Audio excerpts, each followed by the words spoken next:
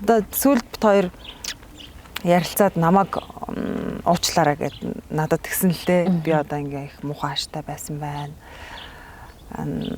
Гэл уучлахгүйгээд тэгэхэд л би надад одоо ямар ч гомдол байхгүй. Би юундаа гомдох вэ? Хоёлаа тэгэл сайхан амьдрах гал хичээсэн тэгээ хоёлаа болохгүй байна.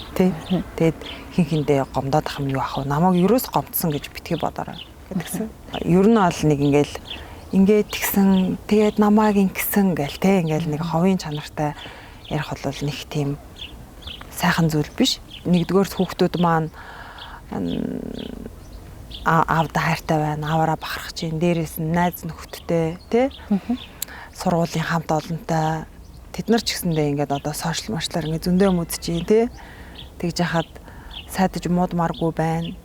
Дээрээс нь Монголын одоо сайхан дуучин, сайхан чигээрээ өөрийнхөө хийсэн бүтээсэн түүхээр олон түмэнд хайрлагдаж те хүндлэгдэж өөрийнхөө мөрийг өөрөө гаргаж яваасаа л гэж бодож байгаа. Тэрнээс чи наанаас нь би нэг ингээл нэг гомдлын юм яриа л те. Тэгэл хүмүүсийн ингээл заавал оюун санаанд нөлөөлөхгүй л те. Би амар хохирогч байх гал те. Тэг ерөөсөө ямар ч шаардлагагүй. Энэ бол зүгээр бит хоёрт одоо амсах хэвээр үйл явдал байсан.